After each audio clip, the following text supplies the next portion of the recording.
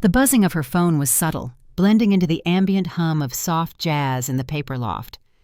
Rachel Morgan didn't glance at the screen immediately. She was too focused on helping Mrs. Winslow pick out the perfect set of thank you cards, gold-foiled lettering with cream linen finish. Just enough elegance without shouting. It wasn't until the elderly woman cooed over the ribbon that Rachel finally unlocked her phone. "I'm leaving you. Melissa and I are flying to Miami tomorrow. I've emptied the joint account. Don't make this harder." D. Her pulse didn't spike. Her hand didn't shake. She reached for the velvet ribbon spool with practiced calm, tied it into a bow, and handed the wrapped box to Mrs. Winslow with a gentle smile. "Enjoy these, Mrs. Winslow. They're one of our best sellers." The door chimed softly as her customer exited. Only then did Rachel type back, "Good luck. Hope Miami's worth it. Da." She hit send, locked the register, turned the sign to closed, and flipped the deadbolt. Her marriage of 13 years had just imploded in a single text message, and she hadn't even blinked. 3 months ago, the hotel receipt slipped out of Derek's blazer pocket when she was dry cleaning it. 2 guests at a boutique hotel in Charleston. He'd claimed he was working late that night. That was the moment something inside her quietly pivoted from hope to strategy. She didn't scream. She didn't confront him. She opened a new savings account under her business name at a bank Derek didn't use. She called her old college friend Olivia Tran, now a forensic accountant, and asked for a favor. "Track everything. I need records. Not revenge, just receipts." She also met with Sandra Klein, a discreet but fiercely competent divorce attorney known for handling high asset separations. The signs had been there for months. Derek had suddenly become obsessed with his appearance, teeth-whitening strips in the bathroom drawer, protein shakes replacing his usual morning coffee, hours at the gym despite no visible results. He'd even begun using words like vibes and lit in conversation, which made Rachel wince with second-hand embarrassment. His phone, once carelessly left on the kitchen island, was now always face down, passcode changed.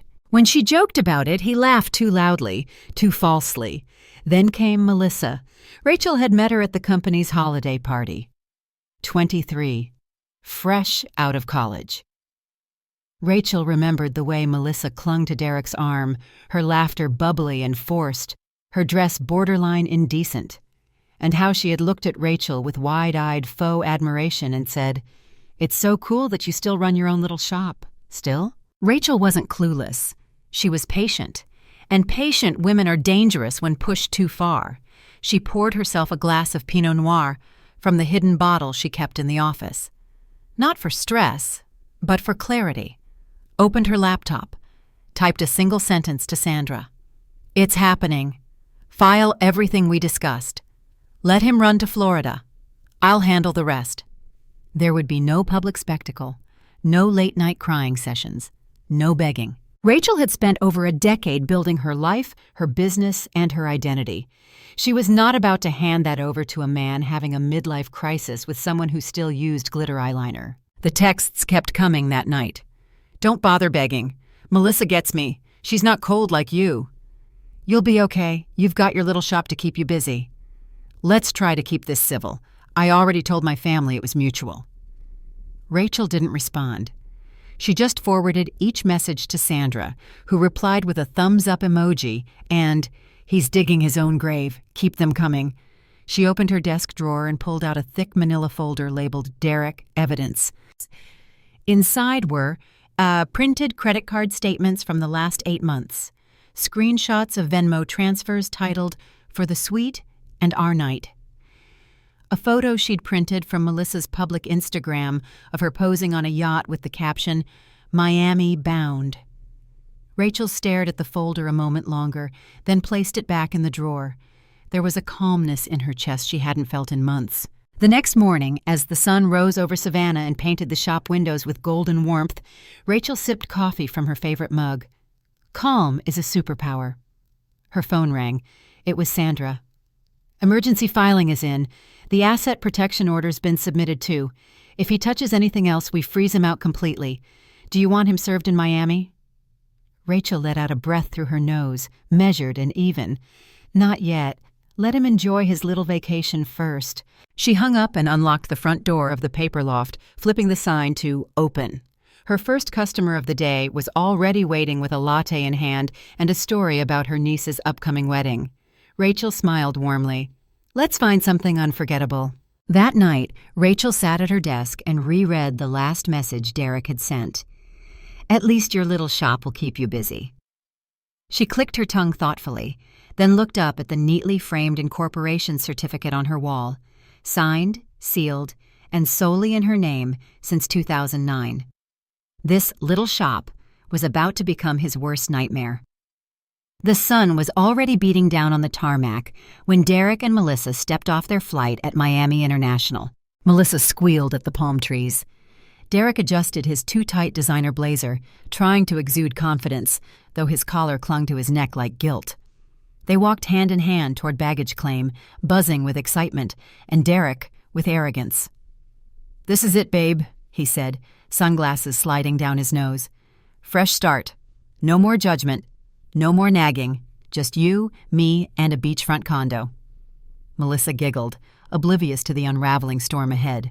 At the check-in desk of the Royal Grand Hotel, a sharply dressed concierge greeted them with a stiff smile. "Reservation name?" "Derek Morgan," he said, puffing his chest. "2 nights, oceanfront suite, first class." Click-clack. Typing. A pause. More typing. "I'm sorry, sir," the concierge finally said. "The reservation was canceled due to a flagged card. The charges were reversed earlier today." "Excuse me?" Derek barked. "That's impossible. I just used that card." "Was it a joint card?" Melissa asked, her voice suddenly sharp. Derek hesitated. "I mean, yes, but you said it was safe," she snapped. "It was," he hissed. "Clearly it wasn't." 30 minutes later, the couple stood on a cracked sidewalk outside a rundown motel called the Palms Inn, dragging their designer luggage past a group of guys smoking outside. "This isn't what you promised," Melissa muttered. "It's temporary," Derek replied, beads of sweat forming on his brow. "Just a hiccup." But Rachel knew this wasn't a hiccup. This was step 1 of strategic humiliation. Back in Savannah, Rachel was calmly reviewing spreadsheets in her home office. Across from her sat Olivia Tran, the same forensic accountant who had once tutored Rachel in advanced finance during undergrad. Now, she was her secret weapon. "Derek's been clever," Olivia said. "He routed small amounts through shell accounts, but not clever enough." She slid a folder across the table. "You've got him dead to rights. He's moved over $27,000 from the joint account into a debit card attached to a fake LLC. Blue Peak Holdings. It's not real." Rachel nodded, her expression unchanged. "Let's make sure the court sees everything." "Already working on the report," Olivia said. "You're a lot calmer than I would be." "That's because I'm not angry," Rachel replied. "I'm focused." Her phone buzzed again. Carol Morgan. She let it ring once, twice. Picked up. "Rachel, dear, I'm calling because, well, Derek said you've been acting irrational, vindictive." Rachel didn't sigh, didn't flinch, just put the phone on speaker and resumed writing invoices for her next supplier shipment. "Did he also mention draining our bank account without warning, or using our shared credit card to fund a romantic getaway?" "Well, he said you pushed him, that you were cold, distant. Would you like me to forward you the screenshots?" Silence. I didn't realize." "Carol," Rachel said flatly, "your son left his marriage via text message. If I'm vindictive for protecting what's mine, then maybe he should have married a fool instead." Click. Meanwhile, Melissa's carefully curated social media was working against them. On Instagram, she'd posted, @escape with Bay, #Miami mood, #starting fresh. One boomerang even featured Derek holding 2 mojitos with the caption, "Out with the old, in with the bold." Sandra, Rachel's lawyer, forwarded the post bundle to the judge's office that afternoon. "Social proof," she said. "It's like they want us to win." Yes, Melissa's posts didn't go viral, but they did go right into the evidence file. Later that night, the texts started pouring in from Derek. "You think you're clever? I'll take half your shop in the divorce. You're just bitter because someone finally saw through your act. Melissa's real. You never were." Rachel, still seated at her office desk, calmly screenshotted each one, forwarded to Sandra. Then she turned her phone on, Do Not Disturb, and lit a lavender candle. She'd learned long ago not to let men dictate her peace. The next morning at the Palms Inn, Derek walked down to the front desk to request fresh towels. Instead, he found a man in a crisp navy suit holding an envelope. "Mr. Derek Morgan?" Yeah? You've been served." Melissa stood behind him in the lobby, mouth slightly open. "Served with what?" The man turned and left without a word. Derek opened the envelope and paled. "It's from Rachel's lawyer," he muttered. "She filed." "You said she wouldn't," Melissa said. "You said she'd be too heartbroken to react. You said she wasn't strong enough." Derek sat down heavily on a cracked plastic chair in the motel lobby. "She's nuking me," he said softly, almost in awe. Melissa didn't respond. She simply stared at him, watching the first hairline fractures of regret bloom across his face. That afternoon, Rachel brewed a cup of chamomile tea and opened her laptop. Olivia had emailed her a draft of the financial report. It was 27 pages long. Detailed, precise, undeniable. She skimmed to the last line. Conclusion. Respondents' actions indicate willful financial misconduct, likely to influence upcoming asset distribution in favor of the petitioner. Rachel smiled for the first time in days. She didn't need revenge. She just needed the truth to be undeniable. Outside the paper loft, the late afternoon sun spilled gold across the cobblestones. Inside, Rachel arranged a new window display, custom wax seals, velvet stationery boxes, rose gold pens. Her little shop, as Derek once called it, was thriving. But this wasn't just a business anymore. This was her war room. The Savannah County Courthouse stood tall under a pale blue sky, sunlight bouncing off its marble columns like a spotlight waiting for the curtain to rise. Rachel stood at the foot of the courthouse steps in a navy pantsuit, heels clicking confidently on the stone. Her lips were neutral, her shoulders relaxed. But inside, she was steel. This wasn't vengeance, this was clarity. Inside the courtroom, Derek slouched in the second row beside a rumpled lawyer who looked like he'd prepped the case 5 minutes before walking in. Derek's khakis were wrinkled, and the navy polo clung awkwardly to his stomach. His hair, once obsessively styled, was falling limp with Miami humidity. Melissa wasn't beside him. She waited outside the courtroom, silent and distant, scrolling through her phone with the unease of someone slowly waking from a fantasy. The judge, a stern woman in her 60s named Honorable Evelyn Blackwood, took her seat and adjusted her glasses. "This is the emergency hearing for Morgan v. Morgan, representing the petitioner, Ms. Rachel Morgan, attorney Sandra Klein." Sandra rose smoothly. "Good morning, Your Honor." "And for the respondent?" Derek's lawyer stood with half a breath of energy. "Richard Walters, Your Honor, representing Mr. Derek Morgan." Rachel sat still, composed. She didn't glance at Derek, but she felt the heat of his eyes. Judge Blackwood turned to Sandra. "Proceed." Sandra walked to the bench with calm precision. "Your Honor, the respondent, Mr. Derek Morgan, abandoned his marital home, left the petitioner via text message, and admitted, via his own words, to emptying their joint account to fund a romantic vacation with a 23-year-old office subordinate."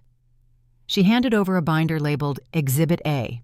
"The screenshots, bank records, and credit card statements will confirm this." The judge flipped through several pages, her brow furrowing. Sandra continued. "Further, the respondent mocked the petitioner's business as a little shop, a fully incorporated, profitable entity under her sole name, founded prior to the marriage." She held up a second binder. "Exhibit B contains the paper loft's incorporation documents, tax records, and income summaries, none of which include the respondent's involvement in any capacity." Rachel didn't blink. She didn't need to. Her lawyer was speaking louder than Derek ever could. Derek's lawyer cleared his throat. "Your Honor, while we don't dispute the texts, my client insists his actions were rash but emotionally driven. He regrets the method, not the message." Judge Blackwood arched an eyebrow. "He regrets texting his wife that he left her for another woman and drained their shared finances?" "He didn't intend for it to be cruel." "LOL," the judge said, her voice flat. He literally typed LOL in the message. Derek shifted uncomfortably in his seat. The judge turned to Rachel. "Mrs. Morgan, would you like to speak?" Rachel rose slowly. Her voice was soft, but every word landed like a gavel. "He left me during a business day, while I was helping a customer. He didn't even call. He sent a text and then mocked my business, the one I built before I ever knew his name." She paused. "I didn't retaliate. I protected myself. I separated my accounts. I documented everything. Not out of spite, but because I knew he would try to take what wasn't his." The courtroom was silent. Judge Blackwood nodded, then turned to Derek. "Mr. Morgan, you've admitted via text message to emptying a joint account and using marital assets for personal gain. Do you deny this?" Derek's voice cracked. I didn't think it was wrong. I mean, we both used that account. I thought—" "You thought?" the judge interrupted. "That thinking cost your wife financial security without warning. That is textbook financial misconduct." Derek's lawyer muttered something unintelligible. Sandra rose again. "We ask for an immediate asset freeze, full access to all remaining financial documentation, and legal acknowledgement that the paper loft is not marital property." "Granted," said the judge. "Additionally, we request a 30-day repayment order for the $32,000 withdrawn to be returned in full by Mr. Morgan." "Also granted." "And court fees?" "He pays," the judge replied flatly. "All of them." Derek's jaw dropped. "But that money's gone. We used it for travel and—" "Then I suggest you sell your blazer," the judge snapped, "because the law doesn't care about your vacation." Derek's face reddened. He turned toward Rachel. "You tricked me. You planned all this." Rachel didn't blink. "No, Derek, you underestimated me. That's not the same thing." Outside the courthouse, the heat felt heavier. Reporters hadn't caught wind of the case. Yet. But the air still crackled with tension. Rachel descended the steps without a word. Behind her, Sandra followed, heels tapping in perfect rhythm. Melissa stood at the bottom of the stairs, alone, her suitcase beside her. She looked up at Rachel, expression unreadable. "He told me you were crazy," she said quietly. "Now I see. He just didn't know who he was dealing with." Rachel offered a small, knowing smile. Neither did he. Back in Savannah that evening, Rachel poured herself a single glass of wine. Not to celebrate, but to mark a moment of transition. She wasn't at the end of the war, but she'd won the first battle. She passed the framed copy of Derek's text hanging on her office wall. It sat beside the court order she'd just received. "At least your little shop will keep you busy," said the DM. Now, underlined in red, was the judge's final ruling. "All business and personal property owned by the petitioner is hereby declared separate and protected under Georgia statute." Rachel raised her glass. "To silence and strategy." She drank slowly, savoring the peace Derek had never been able to give her. 6 months had passed since the courthouse hearing, but for Rachel Morgan, it felt like a lifetime. The woman who once wrapped velvet ribbons behind a boutique counter was now being interviewed by local media under a spotlight, her name printed across magazine covers as the woman who turned divorce into an empire. And the empire? It was real. The Paper Loft wasn't just a charming little shop anymore. It had grown, expanded, evolved. There were now 3 full-time staff members, including Lana, a sharp marketing graduate who had boosted the shop's online presence to thousands of followers.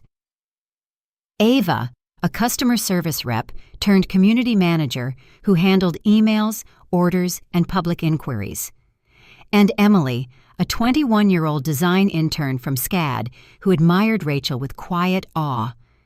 The shop's online store had launched in March, and by June, it was shipping custom stationery across the country, wedding planners, boutique hotels, tech companies, even a few celebrity assistants had placed orders.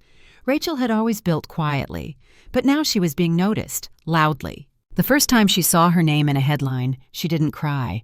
She just whispered, "Let him read that." Derek, meanwhile, had returned to Tampa to live in the guest room of his parents' 2-bedroom ranch house. His grand plans of launching a financial advice YouTube channel fizzled after 3 videos, each with fewer than 200 views. He blamed the algorithm, he blamed society, he blamed Rachel, but he never blamed himself. His Instagram was now mostly motivational quotes, poorly lit gym selfies, and filtered photos from months ago when he still thought he was winning. Melissa? She was gone. She'd left Derek 2 months after the court hearing, citing emotional immaturity and a shared space that smelled like his mother's cooking. Her latest posts were brunch pics and selfies with a guy named Jason, who worked in marketing and wore ironic socks. She even blocked Derek. Rachel, of course, knew all this. Not because she checked, but because people told her. Gossip travels fast in Savannah. One day, a regular customer leaned in across the counter and whispered, "Girl, I heard Melissa dumped him and moved in with some guy her own age. Guess life with an overgrown man-child wasn't so glam." Rachel smiled faintly, tying a ribbon around a pale pink box. Sometimes the fantasy wears off fast under fluorescent lights. Not all visitors to the paper loft were welcome. One quiet Tuesday, Carol Morgan stepped into the shop, eyes glassy behind thick-framed glasses. She held her purse tightly, like a peace offering. "Rachel, I came to apologize." Rachel didn't stop arranging the new fall collection. She didn't offer tea. She didn't scowl either. For what? For believing him. For taking his side. He made you out to be so cold, unfeeling. But I've watched how he handled things, how you handled things. It's clear now. Rachel finally looked at her. Truth doesn't need permission to exist, Carol. But thank you for saying it out loud. Carol's eyes welled. She left without buying anything. Rachel didn't watch her go. Later that week, Rachel stood before a crowd of 300 women in a conference center ballroom in Atlanta. Her name flashed across the LED banner. From heartbreak to hustle, how Rachel Morgan built a brand from the ashes. She wore all black, sleek and sharp, like armor. She took a deep breath, stepped up to the podium and said, "I didn't want to become a story. I wanted to live in peace. But when someone burns down your life, you have 2 choices: sit in the ashes or build something better out of them." Applause. He told me my shop was small, that I was cold, that I'd be lost without him. But what he didn't realize is, I was never trying to be big or loud. I was trying to be free, and now I am. The crowd stood as one. Rachel's voice didn't shake, her hands didn't tremble. She was a woman who had bled, rebuilt, and now stood taller than ever. Back at the boutique, Emily was bursting with an idea. "Rachel," she said, practically bouncing, "what if we launched a new line? Wedding stationery, elegant, timeless, customizable. We could call it Second Chances." Rachel chuckled softly. "Why second chances?" "Because you turned one into a whole new life. I think other women might want to mark that moment too." Rachel nodded, eyes softening. "Let's do it." She looked at the framed text on her office wall, now accompanied by a second plaque. Small Business of the Year, Georgia, 2025. Underneath the text, "At least your little shop will keep you busy. Derek." She smirked. It's not little anymore. Meanwhile, Derek's story was unraveling further. He'd been rejected for a new job at a finance firm after they Googled him and found a local article titled, "Rachel Morgan Wins Lawsuit Against Husband Who Drained Joint Account to Vacation with Mistress." Ouch. His current job was freelance spreadsheet auditing for mid-level clients. Not glamorous, not impressive, and not stable. His dating profile now read, "Young at heart, seeking connection after a tough chapter." Rachel saw it. Not because she looked, but because someone sent it to her. She didn't laugh. She just archived the message and returned to work. At the boutique, things were humming. Emily was prepping the new line. Lana had secured a vendor deal with a luxury hotel in Charleston. Ava was fielding inquiries from a national bridal magazine. And Rachel? She was finally sleeping soundly. No late-night anxiety, no phone checking, no empty wine bottles, just peace and purpose. 2 years after that fateful text message shattered her marriage, Rachel Morgan stood backstage at the Georgia Women's Business Summit, waiting to be introduced. Her name was now associated with more than just survival. It was a symbol of resilience, power, and precision. She smoothed down the sleeve of her tailored blazer and glanced at her phone. not to check texts from a man, but to scan sales figures from her 5th boutique location, which had opened in Charleston just last week. "Next up," the announcer said, "we welcome Rachel Morgan, founder and CEO of The Paper Loft, award-winning entrepreneur and advocate for women in business." The applause erupted before she stepped out. She walked on stage, not with the hesitation of someone who had been hurt, but with the quiet authority of someone who had rebuilt brick by brick. "Good afternoon," she began. "2 years ago, I got a text from my husband telling me he'd emptied our account and left me for someone else." The audience went still. It didn't break me. It didn't even surprise me. What it did was remind me why I'd built walls. Not around my heart, but around my assets. Laughter, nods, a few mm-hms from the back row. What I want to share with you today isn't about divorce. It's about discipline, boundaries, knowing your worth before someone else tries to discount it. Rachel went on to tell the story, not as a scorned wife, but as a strategist. A woman who hadn't fought back in anger, but instead had won quietly, with receipts. When she finished, they stood. Not just polite applause, but a standing ovation that lasted almost a full minute. Back at the flagship store in Savannah, things were better than ever. The new Second Chances wedding line was thriving. Stationery designed for women reclaiming their futures, not just their last names. One of the shop's best sellers was a sleek, minimalist invite with bold lettering that read, "New chapter, no regrets." Emily, now promoted to creative director, had taken ownership of the product line with fresh eyes and fierce loyalty. She'd even hired 2 interns of her own. "You've started a ripple," she told Rachel one evening. "This isn't just a business anymore, it's a message." Rachel smiled softly. "Then let's make sure it's loud." Derek, meanwhile, had finally moved out of his parents' house and into a converted studio apartment above someone's garage. He was working freelance, taking on odd spreadsheet audits and the occasional consulting gig, but his reputation preceded him. No firm would hire a man with a searchable history of financial misconduct and abandonment. His latest dating profile featured an outdated photo and a tagline that read, "Young at heart, recently divorced, searching for someone who understands that life gets messy." No one was buying it. Ironically, Melissa had become a semi-regular customer at the original Paper Loft. She'd earned her business degree and launched a boutique social media agency. One rainy afternoon, she came in quietly and bought a leather-bound planner. At the checkout counter, she looked up. "Rachel, I owe you an apology." Rachel scanned the item without looking up. "You already said that." Melissa hesitated. "No, I mean a real one. I believed him when he said you were controlling, that you didn't support his dreams, but then he pulled the same tactics with me, and I realized they weren't dreams. They were excuses." Rachel handed her the bag. "It takes some women longer to learn the lesson. What matters is that you learned it." Melissa nodded and left. No drama, no tears, just mutual understanding between 2 women who had survived the same storm from opposite sides. The only thing Rachel had framed in her office, aside from awards and certificates, was that original text message. "I'm leaving you. Melissa and I leave for Miami tomorrow. I've emptied the joint account. LOL." Beneath it hung a sleek metal plaque that read, "Success is the best revenge." She no longer needed to look at it for motivation, but she left it there for one reason, to remind herself, and everyone who walked into her office, what underestimation can cost. 5 years to the day since the divorce, Rachel hosted a private celebration at the Savannah boutique. Champagne, string lights, a guest list of longtime customers, friends, and collaborators. In the crowd was Carol, Derek's mother, wearing a designer scarf from the Paper Loft's winter collection. She approached Rachel quietly. "I saw Derek last week," she said, voice heavy. "He was talking about his glory days, still blaming the world, still bitter." Rachel didn't respond. Carol continued, "He doesn't understand what he lost, still thinks you manipulated him, still doesn't see that you were his last chance to grow up."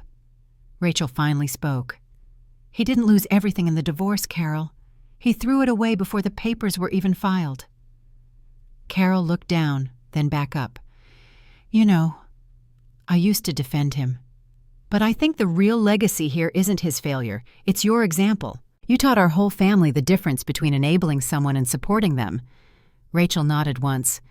"That's a legacy I can live with." Later that night, as the boutique lights dimmed and her team toasted with champagne flutes, Emily approached her again. "What's next?"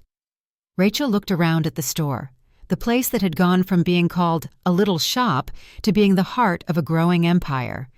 She thought of expansion, a product line, maybe even a book, but instead she just smiled. "Whatever it is, I won't need his permission."